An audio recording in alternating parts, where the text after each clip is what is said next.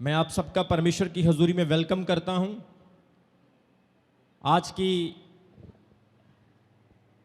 पारिवारिक मीटिंग में, इस फैमिली संडे में आप सभी लोगों को मैं वेलकम करता हूं और मैं विश्वास के साथ प्रार्थना करता हूं आप सब लोगों के लिए कि आज परमेश्वर आपको ब्लेस करे। मेरा विश्वास है आज बहुत सारे परिवार यहाँ पर आए हैं अपने बच्चों, अपनी पत्नी, अपने पतियों के साथ, जो आज परमेश्वर के वचन को सीखना चाहते हैं, प्रभु के वचन को मनन करना चाहते हैं, जो सीखना चाहते हैं कि परमेश्वर का वचन परिवार के बारे में क्या सिखाता है, परिवार का हमारे जीवन में क्या महत्व है, परिवार की रचना परमेश्वर ने क्यों की है। मेरे प्रियो, जब परमेश्वर ने, आप उत्पत्ति की किताब में पढ़ते हैं, बाइबल की सबसे पहली किताब, वहां पर लिखा जब परमेश्वर ने सृष्टि की, जब परमेश्वर ने हर एक चीज को बनाया, वन, पशु, पौधे, पक्षी, जीव जंतु, अंधेरे को अलग किया, रोशनी को अलग किया, जल जंतु, हवा में उड़ने वाले पक्षी, हर चीज को जब परमेश्वर ने बनाया तो बाइबल कहती है परमेश्वर ने आदम को, दुनिया के पहले आदमी को जमीन की मिट्टी से बनाया। जोर से बोलो हालेलुया।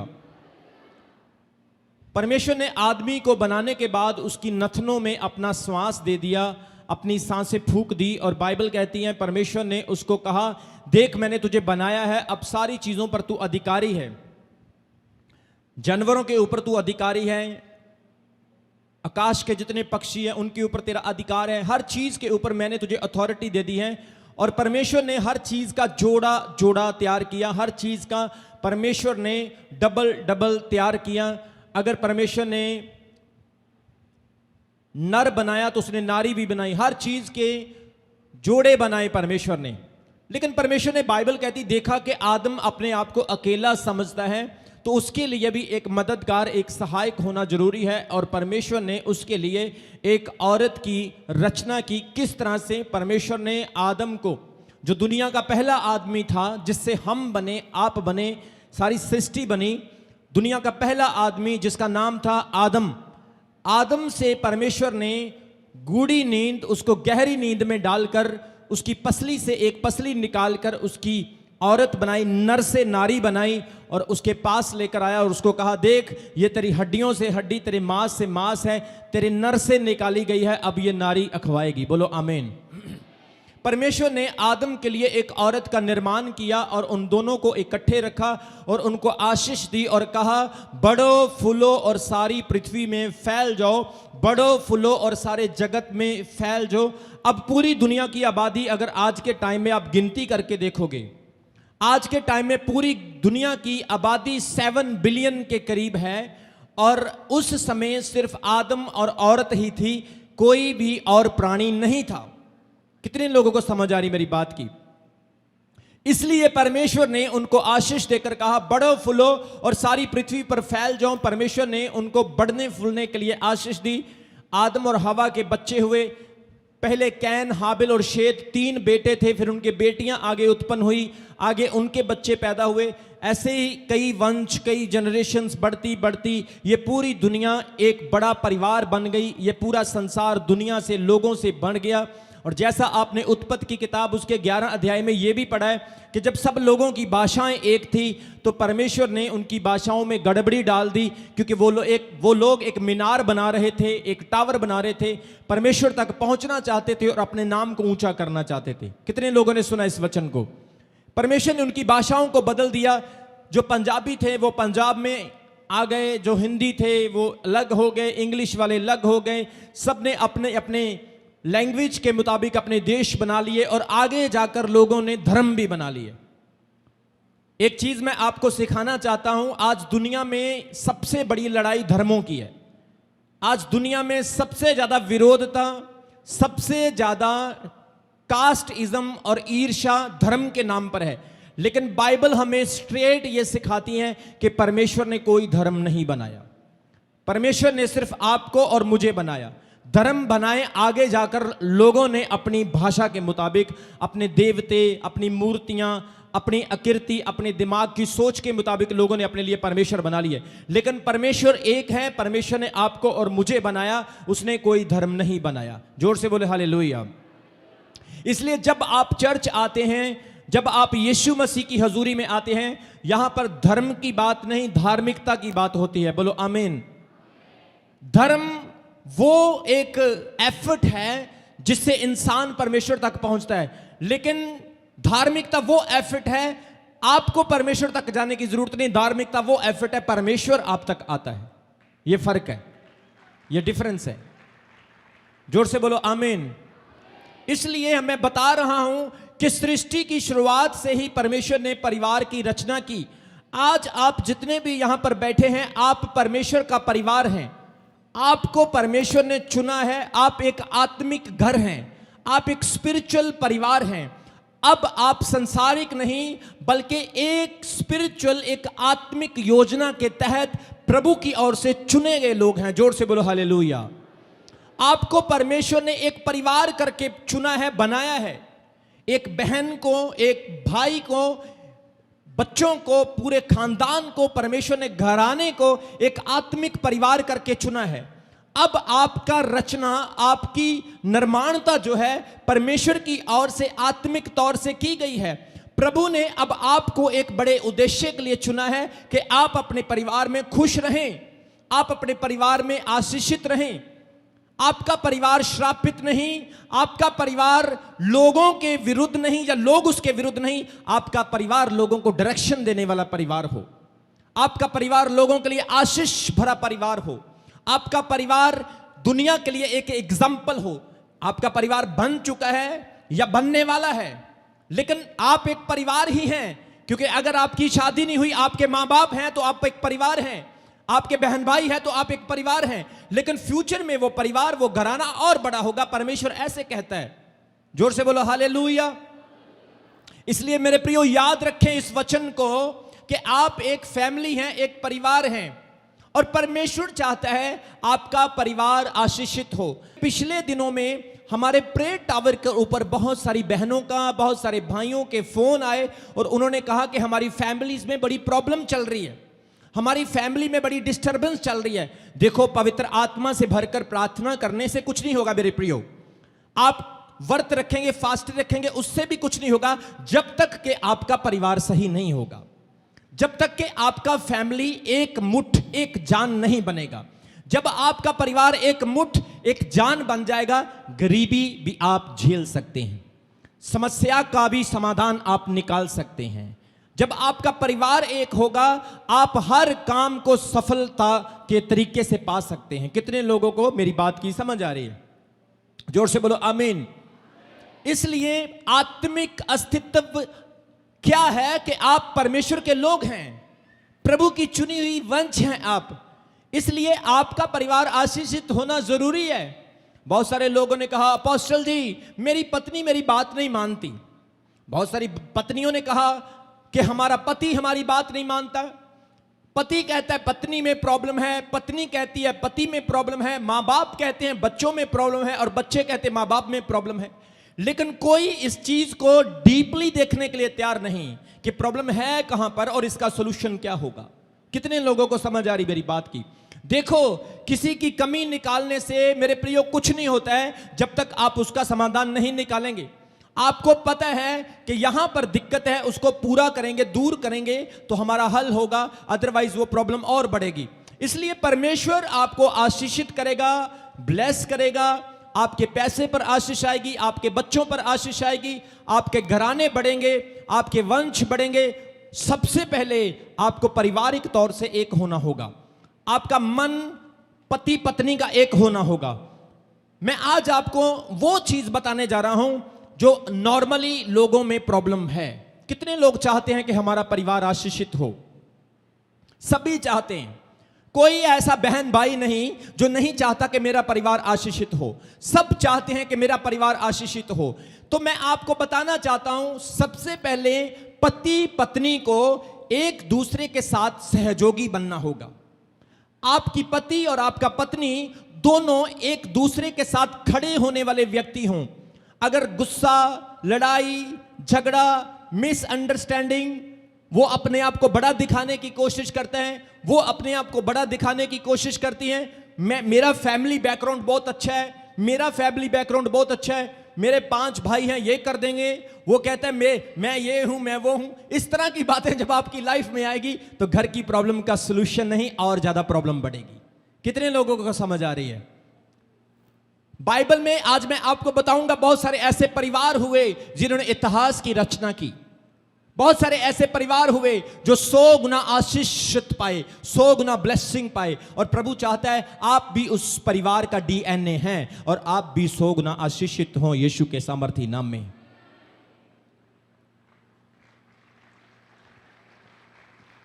आज मैं आपको कुछ पॉइंट्स बताने वाला हूं जिनकी वजह से परिवार में दिक्कत आती है। सबसे पहला पॉइंट, एक ही समय पर गुस्सा नहीं करना है। परिवार में सबसे बड़ी दिक्कत क्या है? गुस्सा बहुत ज्यादा है, सबके अंदर गुस्सा है। वो कहता है मैं बहुत गुस्से वाला हूं, मेरी पत्नी मुझसे डरे, वो उसको डराता है। और पत्नी कहती मैं बड़ी गुस्से वाली हूं और पत्नी अपने पति को डराती है। फिर ऐसे वो प्रेजेंट होती है, ऐसे आती है, पति बेचारा कई बार तो तकिए के नीचे छिप जाता है कि पत्नी बड़ी खतरनाक है। कितने लोगों को समझ आ रही? एक दूसरे को डराना नहीं मेरे प्रियो, पति पत्नी ने एक रहना है, एक समय पर दोनों ने गुस्सा नहीं करना है। मैं समझ सकता हूं कि गुस्सा बहुत ज्यादा है सब में, और मैं ये भी समझ सकता हूं गुस्से पर धीरे धीरे कंट्रोल किया जा सकता है, क्योंकि पूंछ जो टेढ़ी है उसको सीधा बड़ी मुश्किल से करना पड़ेगा, टाइम लग सकता है। लेकिन ध्यान रखें इस चीज का, धीरे धीरे आपने इस स्वभाव को बदलना है ताकि आपका परिवार आशीषित हो, प्रार्थना की आवाजें पड़ोस में जाए, ना कि गालियों की और लड़ाइयों की। कितने लोगों को समझ आ रही है? जोर से बोलो हालेलुया। सबसे पहला पॉइंट, एक ही समय पर गुस्सा नहीं करना है। कभी कभी पत्नी को बहुत गुस्सा आता है, पति को बहुत गुस्सा आता है। पति अपनी वाइफ के ऊपर ऐसे ही बिना वजह प्रेशर बनाता रहता है। सपोज करो कोई भाई 1 लाख रुपए महीने के कमाता है और पत्नी उसकी हाउस वाइफ है, तो उसको ऐसा फील होता है मैं 1 लाख रुपए महीने के कमाता हूं और तू सारा दिन घर में रहती है, मैं इतना काम करता हूं, सारा दिन थका हारा आता हूं और तू सारा दिन घर आती है। और सुनो, कभी भाई ने ये बहन से पूछा तू सारा दिन घर में रहती, तू क्या क्या करती है? कितने लोगों को समझ आ रही है? उसको पूछो, वो बताएगी मैं सुबह उठी, झाड़ू लगाया, चाय बनाई, तुझे बेड के ऊपर मैंने चाय दी, फिर मैंने बच्चों को तैयार किया, उनका ब्रेकफास्ट बनाया, उसके टिफिन में पैक किया, उनको स्कूल वाली बस पे चढ़ाया, फिर मैंने घर का सारा काम सफाई किया, फिर मैंने अपने आप को तैयार नहा धो के थोड़ा सा रेस्ट किया, तब तक बच्चों के छुट्टी का टाइम हो गया। कितने लोगों को समझ आ रही है?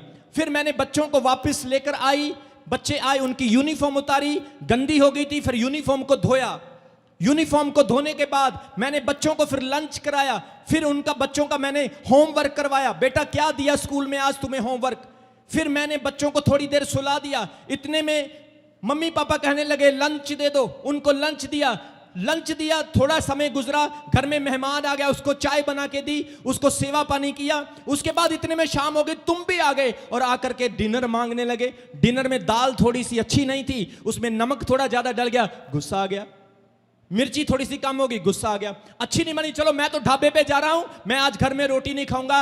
मेरे प्रियो, क्या आपने कभी अपनी पत्नी से पूछा है कि मेरी पत्नी का क्या हाल है, मेरी पत्नी किस हाल में रहती है, उसको सुबह से लेकर शाम तक कितना काम करना पड़ता है? उसका साथ देने की बजाय, उसका हाल पूछना की बजाय आप उस पर गुस्सा होंगे तो क्या परिवार चलेगा? कितने लोगों को समझ आ रही? तो क्या परिवार चलेगा? मेरी पत्नी कई बार घर का काम करते हैं, फैमिली को भी संभालते हैं, मेरी पत्नी मेरे साथ सेवकाई भी करते हैं, मेरी पत्नी मेरे साथ प्रार्थना भी करते हैं, और मैं कभी कभी उसका हाथ पकड़कर बोलता हूं आज तुमने बहुत काम किया, उसकी सारी थकावट उतर जाती है। इसी तरह से एक पति ने अपनी पत्नी के साथ इस तरह का व्यवहार करना है, जब वो थकी होती है उसका हाथ पकड़कर बोलना है आज तूने बहुत काम किया। पत्नी की एनर्जी डबल हो जाएगी, वो और काम करने के लिए तैयार हो जाएगी। पतियों काम लेना सीखो किधर लईदा। तारीफ करो जोर से परमेश्वर के लिए, जोर से बोलो हालेलुया, जोर से बोलो हालेलुया।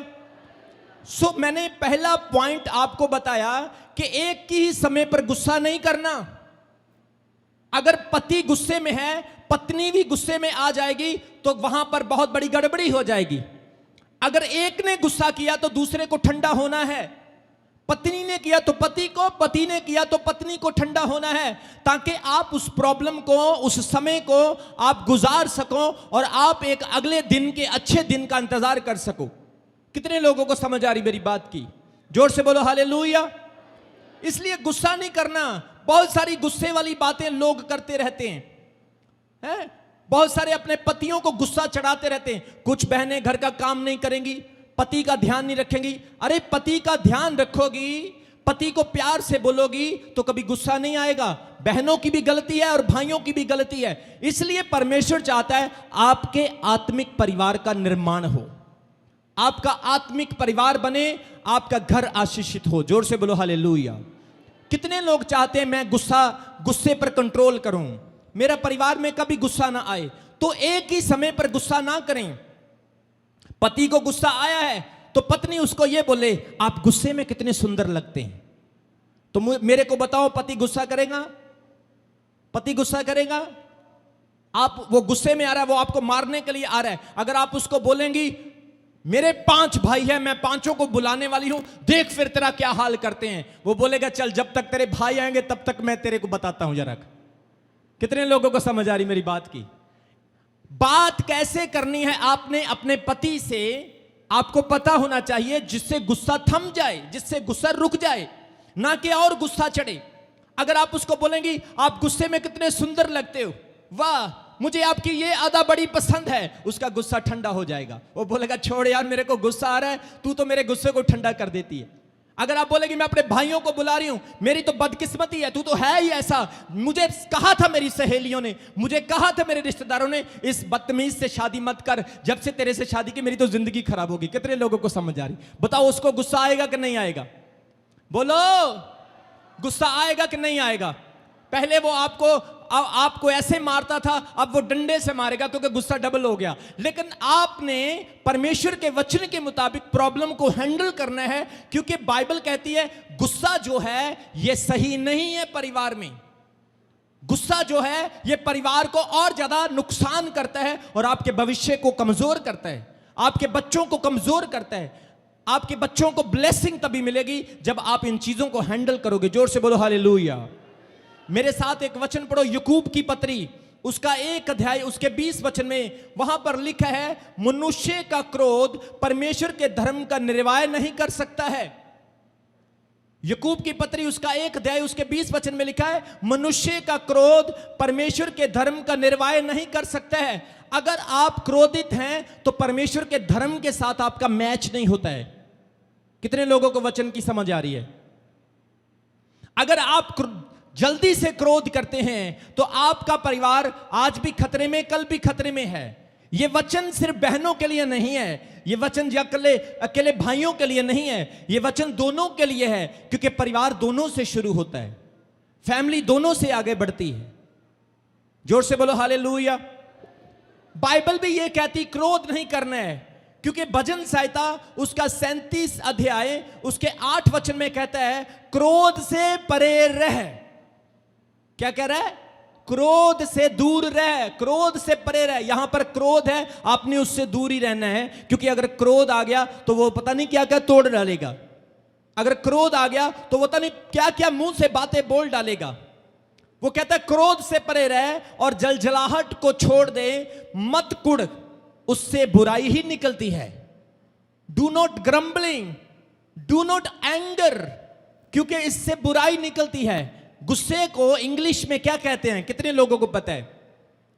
बोलो, क्या कहते हैं? एंगर। वो कहते हैं ना इंग्लिश में तू बड़ा एंग्री है, तू बड़ा गुस्सा करता है। सब बोलो एंगर। एंगर के स्पेलिंग क्या होते हैं? ANGER, anger. ये एंगर बनता है। एंगर के स्पेलिंग भी उतने ही बनते हैं और डेंजर के स्पेलिंग भी उतने ही बनते हैं। ए से हटाकर डी लगा दो तो एंगर का डेंजर बन जाएगा। आप सोच सकते हो जब परिवार में गुस्सा होता है तो एंगर से डेंजर बन जाता है। कई पत्नियां तो बेचारी इतनी सॉफ्ट होती हैं, पत्नी हार्ड होते हैं, और पति उनको मार मार के ऐसी ऐसी लाशें डाल देते हैं, कई कई महीने बेचारी ऐसे गर्म पानी से ऐसे ऐसे करती रहती है, क्योंकि डेंजर है, खतरनाक है। मुझे प्रेयर टावर पे बहुत सारे कॉल्स आए और बोला गया अपोस्टल जी घरों में ऐसा हो रहा है, कुछ करो। अपोस्टल जी हमारे परिवार में ये प्रॉब्लम आ रही है, कुछ करो। परमेश्वर के आत्मा ने मेरी अगुवाई की कि मैं इस टॉपिक पर वचन दूंगा। मैंने पहला पॉइंट आपको क्या बताया कि सेम टाइम पे गुस्सा करना नहीं है। अगर एक गर्म है तो दूसरे ने ठंडा हो जाना है। आपने उस प्रॉब्लम को हैंडल करना है, उस प्रॉब्लम को, उस स्थिति को आपने किस तरह से मैनेज करना, यह आपको पता होना चाहिए। जोर से बोलो हालेलुया, जोर से बोलो हालेलुया। सो सबसे पहली चीज, सेम टाइम पे गुस्सा नहीं करना, क्रोध नहीं करना। अगर आपका हस्बैंड सच में आपको मारने वाला है तो आपके शब्द अच्छे होने चाहिए। आपकी पत्नी अगर गुस्से वाली है, आपके शब्द अच्छे होने चाहिए। और आपका पति दिन प्रतिदिन आपके स्वभाव को देखकर बदल जाएगा। अगर हाँ आप कंपटीशन करेंगे, मैं अपने पति को दिखाऊंगी मैं बड़ी पावरफुल हूं, मैं अपने पत्नी को दिखाऊंगा मैं बहुत पावरफुल हूं। मेरे प्रियो, आपकी पत्नी, आपका पति कंपटीशन में ही पूरी जिंदगी को निकाल देगा, लेकिन वो काम, वो आशीष आपको नहीं मिल पाएगी जो परमेश्वर ने आपके लिए रखी हुई है। पवित्र आत्मा के काम आपकी लाइफ में, आपके जीवन में नहीं हो पाएंगे जो परमेश्वर ने आपके लिए रखे हुए हैं। बोलो आमीन, जोर से बोलो हालेलुया। चुप रहना अच्छा है, कई बार शांति रखना बहुत अच्छी भली बात होती है, और प्रार्थना करना सबसे बड़ी बात है, और परमेश्वर आपकी प्रार्थनाओं को सुनेगा और आपको उत्तर भी इसका मिलेगा। बोलो हालेलुया। एक बार नई नई शादी हुई, और नई नई शादी में पत्नी ने अपने पति को बोला, देखिए जी हमारी शादी हो गई है, मैं थोड़ी गुस्से वाली हूं, जब कभी मुझे गुस्सा आए तो थोड़ा सा बाहर घूमने के लिए निकल जाना। पति बोला, अच्छा तेरे को गुस्सा बहुत आता है, चलो ठीक है, लड़ाई झगड़ा नहीं होना चाहिए, मैं बाहर निकल जाऊंगा घूमने के लिए। और बताना चाहता हूं, पति को गुस्सा सारा दिन ही रहता था। अब बताओ वो कब घर वापस आएगा? कितने लोगों को समझ आ रही? वो बोल रही है, जब मेरे को गुस्सा आए तू घर से बाहर चले जाना घूमने के लिए। अब उसको तो सारा दिन गुस्सा रहता है, तो पति कब घर आएगा? फिर कहते मेरा पति तो मेरे को समय नहीं देता, मेरे साथ बैठता नहीं है, मेरे साथ पारिवारिक बातें नहीं करता। कब करेगा भाई? तूने तो उसको वॉक पे भेजा हुआ है। और 80 साल का हो गया, डॉक्टर के पास गया, डॉक्टर ने उसको बोला, भाई बात सुन मेरी, तू बड़ा सेहतमंद है, तू बड़ा हेल्थी है, कैसे बना इतनी सेहत? तेरा हार्ट बड़ा अच्छा है, तेरी सेहत बड़ी अच्छी है, क्या राज है इसका? उसने बोला, जब मेरी शादी हुई थी मेरी पत्नी ने मेरे को बोला था कि मेरे को जब गुस्सा आए तो तू बाहर घूमने के लिए निकल जाना, तो मैं बाहर ही घूमता रहता हूं, इसलिए सेहत अच्छी, वॉकिंग होती रहती। कितने लोगों को समझ आ रही मेरी बात की? मेरे प्रियो, आपके डिसीजंस, आपके फैसले आपके परिवार को अच्छा बनाएंगे। जोर से बोलो हालेलुया, ऊंचे स्वर से बोलो हालेलुया। अगर इस तरह की परिस्थितियां आपके जीवन में होती है तो आपने उन परिस्थितियों को हैंडल करना है। समाज में अच्छे परिवार की निर्माण करना है, परिवार में अच्छा एग्जाम्पल, उदाहरण बनाना है। बहुत सारे लोग हीरो हीरोइन को बहुत ज्यादा पसंद करते हैं। कोई कहता है मैं बॉलीवुड के इस एक्टर को पसंद करता हूं, कोई कहती बहन मैं इस एक्टर को, मुझे इसका फिगर बड़ा पसंद है, वो भाई कहता है मेरे को इसके मसल बड़े पसंद है। आप हीरो हीरोइन के चक्कर में अपने परिवार को नहीं देखते हो। शादी होने के बाद आपका असली हीरो मेरे बहन आपका हस्बैंड है, और मेरे भाई शादी होने के बाद आपकी असली हीरोइन वो टीवी वाली नहीं, आपकी असली हीरोइन आपकी पत्नी है।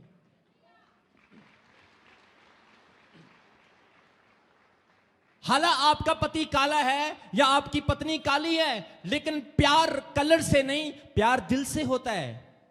सच्चा प्यार जो परमेश्वर की ओर से बनता है वो रंग, कलर, पैसे से नहीं, कपड़ों से नहीं। सच्चा प्यार जो परमेश्वर की ओर से होता है वो हृदय से, नेचुरली अंदर से निकलता है, जो आपके परिवार को कभी टूटने नहीं देता है। जोर से बोलो हालेलुया, जोर से बोलो आमीन। सबसे पहला पॉइंट मैंने आपको बताया, सेम टाइम पे गुस्सा नहीं करना है। पत्नी बोली, तूने मेरे को ऐसा बोला? वो बोला, हाँ मैंने बोला। क्या करेगी तू? बता क्या करेगी तू?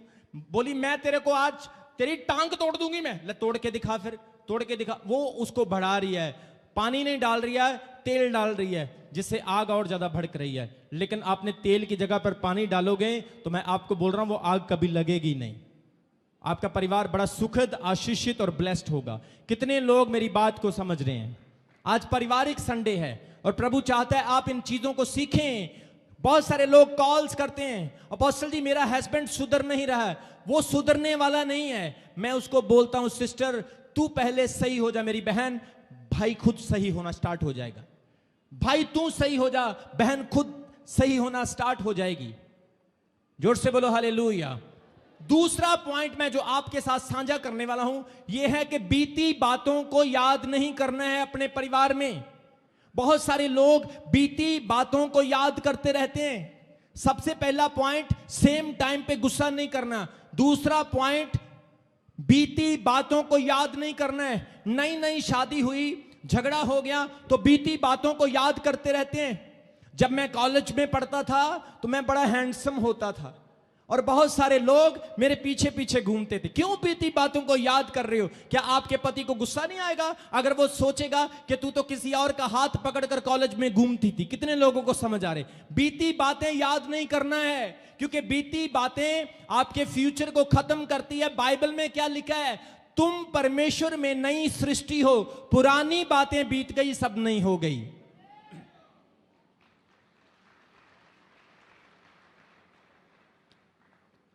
कभी कभी परिवार में झगड़ा होता है तो पिछली बातें हम फटाफट आगे रखना शुरू कर देते हैं।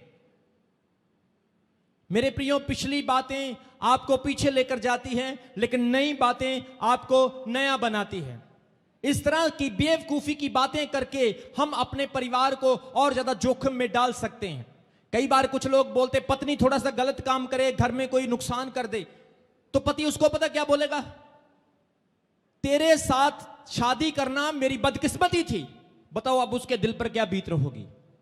या बहन बोलेगी भाई को, जब से तेरे से शादी की मेरी तो जिंदगी खराब हो गई। कितने लोगों को समझ आ रही मेरी बात की? बोलते हैं ऐसा लोग।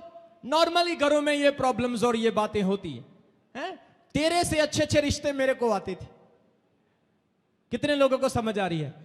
पता है मेरे को कितने रिश्ते आते थे? तेरे से शादी करके मेरी किस्मत खराब हो गई। मेरे कॉलेज टाइम बड़े अच्छे थे, मेरा पास टाइम बहुत, जब से तेरे घर में आई हूं रोटियां पका पका के मेरे हाथ जल गए हैं। जब से तेरे साथ शादी हुई है इतना टाइम हो गया, मुझे कभी सुकून नहीं मिला। तू तो मेरे को कभी गोलगप्पे तक खिलाने के लिए नहीं लेकर गया। मैं जब वहां थी तो वो ऐसा होता था, वहां पर ये होता था, मैं ऐसे थी, मैं ऐसा था, मैं ऐसे करता था। मेरे प्रियो, ये पास्ट की बातें आपको और नुकसानदायक करती है।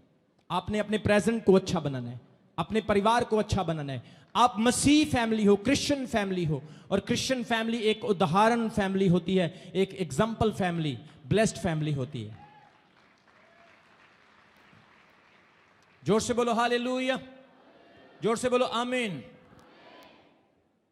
इसलिए पति पत्नी के बीच में अंडरस्टैंडिंग होना जरूरी। एक वचन मेरे साथ पढ़ो, यशाया उसका 43 अध्याय उसके 18 वचन में बाइबल हमें क्या सिखाता है?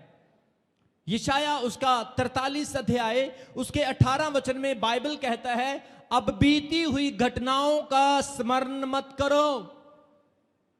Remember ye not the former things, neither consider the things of old. वो कहता है अब बीती हुई घटनाओं का स्मरण मत करो, ना प्राचीन की बातों पर मन लगाओ। बीती हुई घटनाओं पर मन नहीं लगाना है, बीती हुई घटनाओं को याद नहीं करना है। बीती हुई घटनाएं आपके रिश्तों को कमजोर करेगी। आपकी पति और आपके पति के बीच में गैप पाएगी, और जिससे आपके रिलेशन में, आपके परिवार में डिस्टर्बेंस होगी। कितने लोगों को समझ आ रही है? आपका पति कैसा भी है आपने उसको अच्छा बनाना है, आपकी पत्नी कैसी भी है आपने उसको अच्छा बनाना है। बीती हुई बातें उसको अच्छा नहीं बना सकती है। जोर से बोलो हालेलुया। अपने पति को कपड़े प्रेस करके देना है। अच्छी शर्ट पुरानी हो, धो के अच्छी तरह से प्रेस की हो, ऐसा लगता है जैसे नहीं है। अपने पति के लिए आपने करना है, अपनी पत्नी के लिए आपने करना है, जिससे कि आपका परिवार अच्छा हो। वही एग्जाम्पल आपके बच्चों पर भी जाएगा और आगे जाकर उनके बच्चों पर भी जाएगा। जोर से बोलो हालेलुया, जोर से बोलो आमीन। इसलिए बीती बातों को दोहराना नहीं है। कई बहुएं ऐसी होती हैं, कई सास ऐसी होती हैं, अपनी बहुओं को कहती रहती हैं हमारे टाइम में तो ऐसा हुआ करता था, हमारे समय में तो बहुएं ऐसी होती थी, रोटियां 20-20 बंदों की पका करके इतना बड़ा ढेर लगा देती थी। हमारे टाइम में तो ऐसा होता था, बहुएं ऐसी होती थी, सारा घर का काम, खेतों का काम, पशुओं का काम सब कुछ खुद ही करती थी। भाई वो टाइम में और अब टाइम में फर्क है, क्योंकि बीती बातों को याद नहीं करना है, अब देखना है आपने क्या करना है। क्योंकि अब की बातें आपके भविष्य के लिए लाभदायक हो सकती, ना कि बीती बातें, वो निकल चुकी है। जोर से बोलो हालेलुया, जोर से बोलो आमीन। इसलिए परिवार में बीती बातें याद ना करें। जैसे अभी हमने पढ़ा, परमेश्वर का वचन भी यही सिखाता है। पति और पत्नी का रिश्ता अलग है, मां बाप का रिश्ता अलग है, बच्चों का रिश्ता अलग है। सारी चीजों को मिक्स ना करो। एक बार किसी की नई नई शादी हुई और नई नई शादी, वो बेचारे घूमने के लिए चले, बोले कहीं चलो चलते हैं कुल्लू मनाली में, कहीं बर्फ बुर्फ पड़ रही है, नई नई शादी हुई है, चलते हैं। और बच्चे जाने लगे, उसकी सास बोलने लगी मैं भी तुम्हारे साथ चलूंगी। बताओ भाई तुम्हारा क्या काम है वहां पर। बात बात पे कुछ लोग ऐसे ही इंटरफेरेंस करते रहते हैं, जिसकी वजह से रिश्तों में दिक्कत आती है। हर जगह का अपना एक काम है, उसको करने दो, तब जाकर आपका परिवार आशीषित हो पाएगा, आपकी फैमिली ब्लेस्ड होनी पाएगी। जोर से बोलो हालेलुया।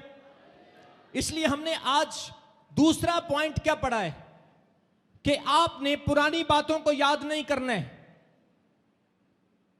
एक दिन मेरी वाइफ मेरे को बोलने लगी, अपोस्टल जी आपके बाल बहुत सफेद हो गए। मैंने बोला क्या तेरे को सुंदर नहीं लगते, अच्छे नहीं लगते? बोले नहीं, आप सफेद वालों में और भी अच्छे लगते। मेरा और कॉन्फिडेंस बढ़ गया।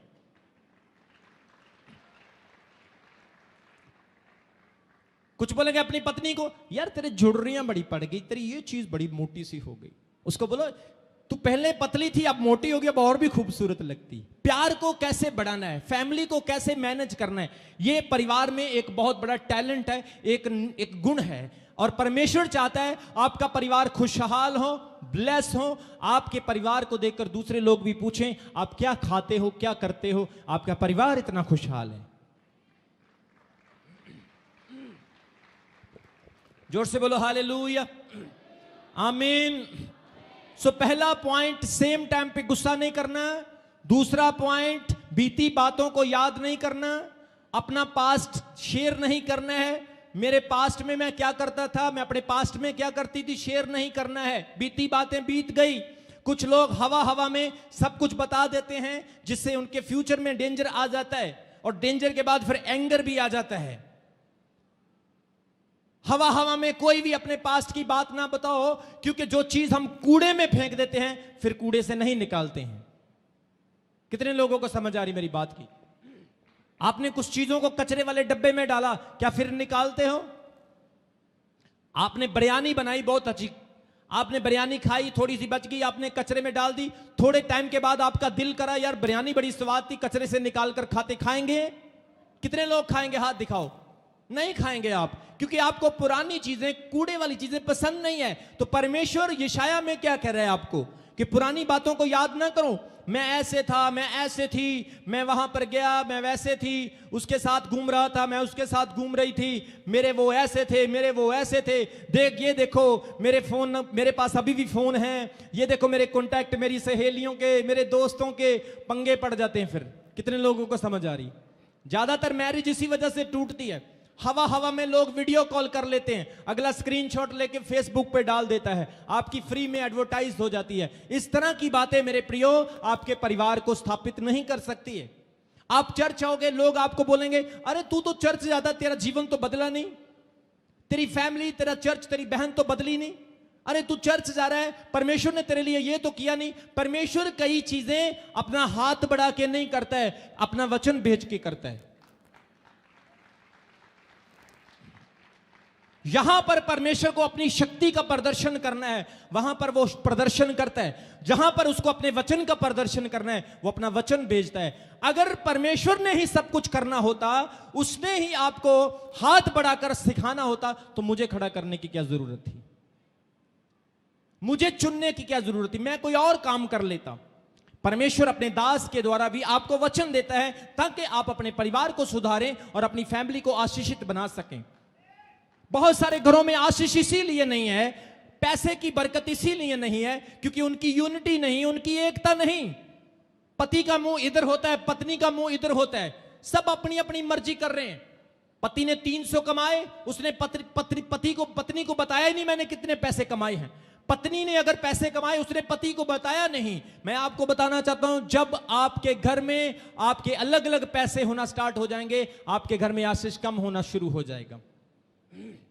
आपके पैसे साझे होने चाहिए, अकाउंट चाहे आपके कितने भी हो, लेकिन पैसे साझे होने चाहिए क्योंकि आप एक शरीर से निकले हैं, आप नर से नारी बने हैं, आप नारी से आदम सहायक मिला है उसको। कितने को समझ आ रही मेरी बात की? ये बिगेस्ट प्रॉब्लम है फैमिली में, सब अपना अपना करते हैं।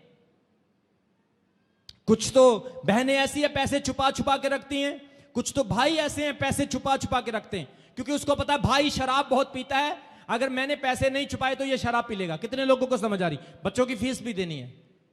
और कुछ बहनें छुपा के इसलिए रखती हैं क्योंकि भाई शराब पीते हैं, और कुछ बहनें भाई इसलिए छुपाते हैं क्योंकि बहनों को खर्चा करने की बड़ी आदत होती है। उसको पता है अगर मैंने पैसे नहीं छुपाए तो पता नहीं ये कब निकाल के ले जाए, नेल्स कटर नेल बना लेगी, आईब्रो बना लेगी, कपड़े ले लेगी या महंगी वाली लिपस्टिक ले लेगी। वो भी आपने लेकर देना भाई, वो ध्यान से सुनो, आपकी जिम्मेवारी बनती है, आपकी रिस्पॉन्सिबिलिटी, क्योंकि वो पत्नी आपकी किसी और की नहीं। कितने लोग समझते मेरी पत्नी मेरी है? सब समझते हैं वो पड़ोसियों के नहीं, आपकी है, आपने उसको लेकर देना है। कितने लोगों को समझ आ रहा है? जोर से बोलो हालेलुया।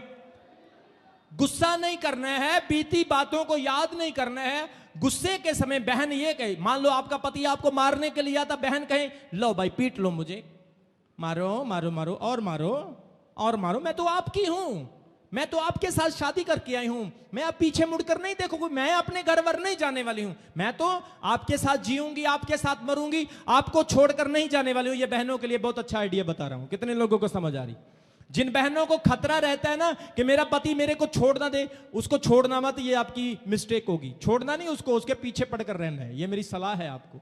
उसको बोला ले भाई मार ले, मैंने अपने बाप को, मां को, भाइयों को, सबको छोड़ दिया, अब तो मैं तेरी हूं, जो करना कर ले। मैं आपको बोल रहा हूं, कोई ऐसा मूर्ख पति नहीं होगा जो इस तरह से अपनी पत्नी को मारेगा। कोई मूर्ख, क्यों भाइयों आप करेंगे ऐसा? नहीं करेंगे, कोई ऐसा पति नहीं होगा। तारीफ करो जोर से परमेश्वर की। मेरा आखिरी और तीसरा पॉइंट है कि मन में कोई भी बात रखना नहीं है। सबसे पहला पॉइंट क्या था मेरा? बोलो। सेम टाइम पे गुस्सा नहीं करना। दूसरा मेरा पॉइंट क्या था?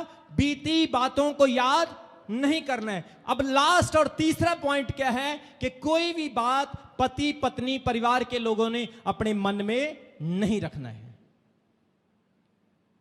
एक वचन मेरे साथ पढ़ेंगे, अफिसियों उसका 4 अध्याय उसके 26 वचन में। अफिसियों की पत्री उसका 4 अध्याय उसके 26 वचन में हम देखते हैं बाइबल क्या कहता है हमें। वहां पर लिखा है क्रोध तो करो। देखो क्या लिखा है, कितने लोगों को सुन रहा है ये वचन? क्या लिखा है? क्रोध तो करो पर पाप मत करो। सूर्य अस्त होने तक तुम्हारा क्रोध ना रहे। Be ye angry and sin not, let not the sun go down upon your wrath। क्या लिखा यहां पर? क्रोध तो करो पर पाप मत करो, सूर्य अस्त होने से पहले तुम्हारा क्रोध नहीं रहना चाहिए। जोर से बोलो हालेलुया। सूरज के डूबने से पहले पहले तुम्हें सुलह करनी होगी। लड़ाई कर सकते हो, परमिशन है, सब में होता है, लेकिन ऐसी लड़ाई मत करना कि न्यूक्लियर बम गिरने शुरू हो जाए। ऐसी लड़ाई ना होने पाए कि झगड़ा हो गया, 2-2 साल तक मिल ही नहीं रहे हैं। पति ने ऐसे मन बना लिया मैं उसको पत्नी को लेकर ही नहीं आऊंगा, मर अपने घर में, रह अपने घर में, मुझे तेरी कोई फिक्र नहीं है। और पत्नी कह रही है ऐसे घटिया लल्लू बंदे की मुझे को जरूरत ही नहीं, मैं उसको लेने नहीं, मैं नहीं जाऊंगी उसके पास ना। वचन क्या कहता है हमने वो सुनना है, क्योंकि हम प्रभु के लोग हैं।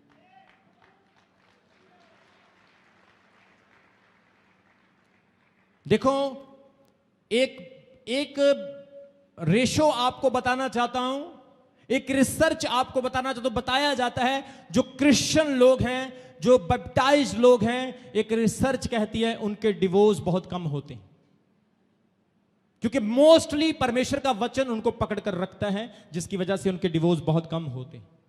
अदरवाइज ज्यादा लोगों के डिवोर्स क्यों होते हैं? क्योंकि उनके जीवन में परमेश्वर नहीं, ना उसका वचन होते हैं। आज फैमिली संडे है, कितने लोगों को समझ आ रही है आज की? जोर से बोलो हालेलुया, जोर से बोलो, मैं आपकी आवाज सुनना चाहता हूं। मन में कोई बात नहीं रखना, सूर्य अस्त होने से पहले सुलह करना है। एक बार मैं एक जगह पर प्रचार कर रहा था, मैंने परिवार का वचन सुनाया, मैंने फैमिली का उपदेश दिया, और एक भाई सुबह के टाइम मेरे पास आया और मेरे को कहने लगा, सर मैं आपका बहुत थैंक्स करना चाहता हूं। मैंने कहा क्या हुआ भाई? बोला, सर जो रात आपने वचन सुनाया, उस वचन से आज सुबह मेरी पत्नी ने मुझे कॉफी दी। मैंने कहा इसमें क्या बड़ी बात है, कॉफी तो नॉर्मल चीज है। बोला नहीं सर, आपके लिए यह बात नॉर्मल हो सकती है, लेकिन मेरे लिए बहुत बड़ी बात है, क्योंकि 15 साल बाद मेरी पत्नी ने मुझे आज कॉफी दी।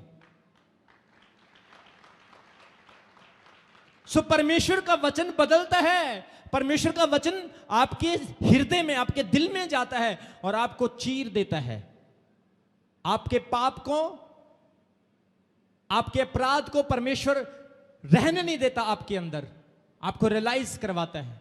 कितने लोगों को समझ आ रही है? सूर्य अस्त होने से पहले सुलह करो। बच्चे लड़ते हैं, शाम को फिर वैसे हो जाते हैं, लेकिन सियाने लड़ते हैं, 2-2 साल मिलते ही नहीं। इसलिए परमेश्वर का वचन कहता है बच्चों के समान बनो, क्योंकि स्वर्ग का राज्य बच्चों के जैसा है। आज बहुत सारे नॉन क्रिश्चियन लोगों के अंदर दया नहीं, लेकिन क्रिश्चियन लोगों के अंदर दया है, क्योंकि वचन उनको परमिशन नहीं देता, वचन उनको यही सिखाता है। नॉन क्रिश्चियन लोगों को देखो किस तरह से वो डील करते हैं एक दूसरे को, लेकिन हम लोगों के अंदर माफी है। हम गुस्सा तो करते हैं, लेकिन हम शाम तक गुस्से को खत्म भी कर देते हैं, क्योंकि वचन क्या कहता है? सूर्य अस्त होने तक तुम्हारा क्रोध जाता रहे, तुम सुलह कर लो, तुम्हारे मन में कोई भी बात नहीं रखना है। कई बार पत्नी के मन में कोई बात रहती है, पति के मन में बात रहती है। पति के घर वाले बोलते हैं, हां तेरी शादी को 10 साल हो गए, हम जानते हैं। हाँ, मिलनी के टाइम सोने की रिंग नहीं डाला था, हम जानते हैं। वो बात अभी 10 साल हो गए, अभी भी मन में रखी हुई है। कितने लोगों को समझ आ रही मेरी बात की? हाँ, तेरी फुफ्फी ने मेरा सूट ले लिया था शादी वाले दिन, तेरी मां ने एक घटिया सूट दे दिया था 150 रुपए वाला। वो बात अभी भी 10 साल वाली। सूटों पे, सोने और गहनों पे लड़ने वाले परिवार स्थापित नहीं करेंगे, लेकिन जो परिवार स्थापित करने वाले लोग हैं, वो पता नहीं कितना सोना और बना लेंगे अपने भविष्य में। जोर से बोलो हालेलुया, जोर से बोलो हालेलुया, जोर से बोलो आमीन। इसलिए कोई बात अपने मन में ना रखें मेरे प्रियो, क्योंकि मन में पड़ी हुई चीज बढ़ती है, वो ग्रो होती है। अगर पति के मन में अपनी पत्नी के लिए कोई बात है, उसको शेयर करो, बैठो क्लियर करो। अगर पत्नी के मन में है तो क्लियर करो, उसको मन में नहीं रखना मेरे प्रियो, क्योंकि मन में रखोगे तो वो चीज डेंजरस बन जाएगी। अगर पति पत्नी को पसंद नहीं करता है, वो अपनी पत्नी को बिठाकर बोले, देख मैं तेरे को पसंद नहीं करता हूं, तो पत्नी बोले, भाई शादी के टाइम तो बड़ा लाइक करता था, बड़ा पसंद करता था, अब क्या हो गया? कितने लोगों को समझ आ रही मेरी बात की? जो भी बात है, पारिवारिक प्रॉब्लम, पारिवारिक मसला है, कोई बात, मेरी आदत, मैं आपको बताना चाहता हूं, मैं कोई चीज अपने दिल में नहीं रखता हूं मेरे प्रियो। अगर कोई वॉलंटियर, कोई मिनिस्ट्री का बंदा, कोई भी व्यक्ति कलीसिया में कोई पाप, कोई गलती करता है, मैं उसको सबके सामने डांट देता हूं, क्योंकि तिमोथियस की किताब में यही लिखा है, सबके सामने डांट दे ताकि दूसरों को भी पता चल जाए। कितने लोगों को समझ आ रही मेरी बात की? मन में कोई बात ना रखें। अगर आपको किसी के प्रति कोई आपत्ति है, कोई दिक्कत है, तो उसको उसी वक्त क्लियर करें, ताकि आपका अभिषेक कम ना हो, आपका जीवन जो है वो नुकसान में ना जाए, बल्कि आपका जीवन आशीषित हो, आपकी फैमिली खुशहाल हो और ब्लेस्ड हो। वो कहता है क्रोध ना करो, क्योंकि क्रोध से पाप होता है। सूर्य अस्त होने तक तुम एक दूसरे को क्षमा कर दो, अपने मन में बात ना रखो। मेरा तीसरा आखिरी पॉइंट क्या है? मन मोटा नहीं करना। मन में कोई बात नहीं रखना। आज पारिवारिक संडे है और मैं यीशु मसीह के सामर्थी नाम में कहता हूं, जितने लोगों के मन में नुकसान पहुंचाने वाली बातें हैं, आज पवित्र आत्मा की सामर्थ के द्वारा निकल जाए आपकी लाइफ से। जितने लोगों के दिल में कोई दिक्कत है, कोई 19-21 है, निकल जाए आपकी लाइफ से यीशु मसीह के सामर्थी नाम में। मैं आपको ऐसे प्रभु के दास दिखा सकता हूं जिन्होंने व्यभिचारी औरतों से शादियां कर ली, जिन्होंने कॉल गर्ल्स जो होती हैं उनसे शादियां कर ली। प्रभु के दासों ने, पास्टर्स ने, ऐसे लोग भी दुनिया में हैं जो सैक्रिफाइस करने वाले हैं। उन्होंने ये सोचकर शादी नहीं की कि ये इसका कैरेक्टर ठीक नहीं, उन्होंने ये सोचकर शादी की कि मैंने इसके जीवन को बदलना है। कितने लोगों को समझ आ रही है? और हमारे पास तो सब कुछ अच्छा भला होता है, हम अच्छे भले को ही बुरा कर देते। इसलिए प्रभु का वचन क्या कहता है? परमेश्वर ने आपको निर्माण किया मेरे प्रियो, परमेश्वर ने आपको अच्छा बनाया, इसलिए अपने परिवार में कभी डिस्टर्बेंस नहीं होने देना, अपनी फैमिली में कभी भी डिस्प्यूट नहीं पड़ने देना। कोई पड़ोसी, रिश्तेदार, बहन भाई, कोई मित्र, आपका दोस्त आपकी पर्सनल फैमिली में इंटरफेरेंस करने की कोशिश करता है, उसको इंटरफेरेंस ना करने दें, क्योंकि परमेश्वर का वचन कहता है कि आप लोग आशीष पाने के लिए हो, आप लोग बढ़ने के लिए हो। और परमेश्वर का आत्मा आज इस फैमिली संडे में मुझे यही बता रहा है, आपके बीच में पारिवारिक योजनाएं आने वाली है, आपके बीच में पारिवारिक उन्नति आने वाली है, आपके बीच में पारिवारिक आशीषें आने वाली है। प्रभु आपके परिवार को कंप्लीट करने वाला है। अगर आपकी शादी नहीं, आपका परिवार कंप्लीट होगा। अगर बच्चों की आशीष नहीं, आपका परिवार कंप्लीट होगा। अगर फाइनेंशियल प्रॉब्लम है, आपका परिवार कंप्लीट होगा, आपका परिवार ब्लेस्ड होगा यीशु मसीह के सामर्थी नाम में। आप संसार की न्याय नहीं, आप पवित्र आत्मा की न्याय बनने वाले हो। आप यीशु मसीह के जैसे बनने वाले हो। आप एलिजबेथ की तरह, मरियम की तरह बनने के लिए जा रही हो। आप इस वक्त रूत की तरह बनने के लिए जा रही हो। परमेश्वर भाइयों को खड़ा करेगा, अब्राहम की फैमिली बनाएगा। आपको परमेश्वर अच्छी हिजकिय्याह जैसी फैमिली बनाएगा, परमेश्वर कुरनेलियस जैसी फैमिली बनाएगा। ताली बजाओ और तारीफ करो परमेश्वर की। जोर से बोलो आमीन, जोर से बोलो हालेलुया।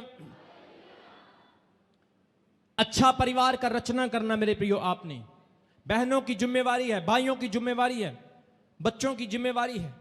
बहुत सारे लोगों ने कॉल सेंटर पर बताया कि अपोस्टल जी को हमारा संदेश देना कि हमारे परिवार में पैसे की दिक्कत की वजह से फैमिली का गुजारा नहीं होता है। क्यों नहीं होता गुजारा? क्योंकि एक सलाह नहीं, एक मन नहीं, योजना नहीं है परिवार में। जब परिवार में योजना होगी, आपकी फीस अलग होगी, बिल अलग होंगे, दशमांश अलग होगा, हर चीज एक योजनाबद्ध हो जाएगी और आपको कभी नुकसान नहीं होगा। नुकसान कब होगा? जब आप योजनाबद्ध नहीं हैं। कोई इधर चल रहा है, कोई उधर चल रहा है, बहन अपने फैसले ले रही है, भाई अपने फैसले ले रहा है, उसकी वजह से परिवार स्थापित नहीं हो पाएगा। आप 1 करोड़ भी कमाएंगे तब भी आपका परिवार स्थापित नहीं हो पाएगा। लेकिन जब आप योजनाबद्ध होंगे, एक पंजाबी की बड़ी अच्छी बात है, कहते कां जिहड़ा है वो कट्ठे होके फड़िया जाना। अगर आप कौवे को पकड़ना चाहते हो, आपको एक होना पड़ेगा। मुर्गी पकड़ना चाहते हो, आपको एक होना पड़ेगा। शैतान को हराने के लिए आपको एक होना पड़ेगा। परिवार को अच्छा बनाने के लिए आपको एक होना पड़ेगा। एक मन, एक जान जब आप हो जाएंगे, आप ब्लेस्ड होंगे, ब्लेस्ड होंगे, ब्लेस्ड होंगे, हाईली ब्लेस्ड होंगे यीशु मसीह के सामर्थी नाम में। ये एक पारिवारिक पिक्चर है, एक आत्मिक पिक्चर है। परमेश्वर हमारा पिता है, यीशु मसीह हमारा दुल्हा है और हम उसकी दुल्हन है। यह भी एक परिवार है। आत्मिक जीवन में आप तभी बढ़ोगे, आपका आत्मिक जीवन ब्लेस्ड होगा। बच्चे अपने माँ बाप की आज्ञा का पालन करें, माँ बाप अपने बच्चों की जरूरतों को पूरा करें, पति पत्नी उनके हक को पूरा करें, फिर आपका परिवार कभी गिर नहीं पाएगा, आपका परिवार आशीषित होगा। मेरी प्रोफेसी है, चमकौर साहिब चर्च का परिवार आशीषित परिवार हो यीशु मसीह के नाम में।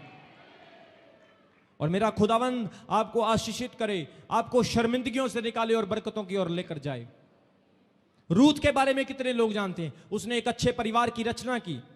बाइबल कहती है रूत की शादी, उसका पति मर चुका था, ओबेद से हुई, बोझ से हुई, बोझ से ओबेद हुआ, ओबेद से यशी हुआ, यशी से दाऊद हुआ। एक परिवार की रचना हुई।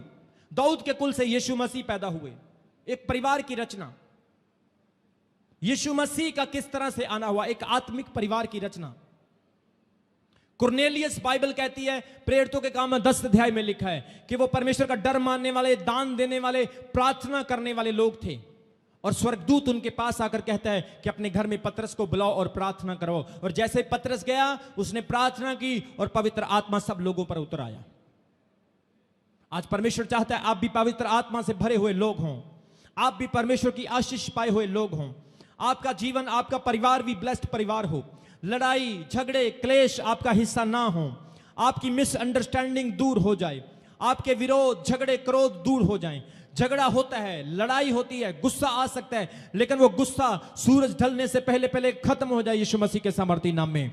आपका परिवार आशीषित हो, योजनाबद्ध परिवार हो, प्रफुल्लित परिवार हो। आप अमेरिका में हैं, कनाडा में हैं, आप विदेशों में हैं, देशों में हैं, इंडिया के हर कोने में हैं, आपका परिवार आशीषित होगा। आप घर का निर्माण करेंगे, होगा। आप जॉब ढूंढेंगे, होगा। आप प्रार्थना करेंगे, सहमत होकर होगा, क्योंकि आपका परिवार एक मन और एक जान है। परमेश्वर आपकी सहायता करेगा, प्रभु आपकी मदद करेगा, आपकी जरूरतें पूरी करेगा, आपके पैसे पर कमी नहीं होगी। पवित्र आत्मा आपकी हेल्प करेगा और आपकी जेब में बरकत आएगी, आपके घर पर बरकत आएगी, आपकी नौकरी पर बरकत आएगी, आपके कामों पर बरकत आएगी, आपकी दिहाड़ी, आपकी बिल्डिंग, आपकी जॉब पर बरकत आएगी। परमेश्वर आपको प्रफुल्लित करेगा, आप गवाहियों के साथ होगे, शर्मिंदगियां आपका हिस्सा नहीं होगी, बीमारियां आपका हिस्सा नहीं होगी, दुष्ट आत्माएं आपका हिस्सा नहीं होगी। आप परमेश्वर के लोग हैं, परमेश्वर आपका हिस्सा है, पवित्र आत्मा आपका हिस्सा है, आशीष आपका हिस्सा है, छुटकारा आपका हिस्सा है। तारीफ करो ताली बजाकर परमेश्वर के यीशु मसीह के सामर्थी नाम में। अगर आप भी अपने जीवन में चंगाई, आशीष, छुटकारा और शांति को पाना चाहते हैं तो आप भी रमन हंस मिनिस्ट्री में आ सकते हैं। परमेश्वर के दास संडे सुबह की मीटिंग चमकौर साहिब, डिस्ट्रिक्ट रोपड़, पंजाब में करते हैं, जिसका समय सुबह 10 बजे से लेकर दोपहर 2 बजे तक है। और संडे शाम की मीटिंग राजपुरा ब्रांच में करते हैं, जो सदर थाने के पास है, जिसका समय शाम 6 बजे से लेकर रात 10 बजे तक है। पूरी जानकारी लेने के लिए आप हमारे इस प्रार्थना लाइन नंबर पर कॉल कर सकते हैं। नंबर है 0160500800। विश्वास के साथ आएं और अपने जीवन को बदलता हुआ देखें। आमीन।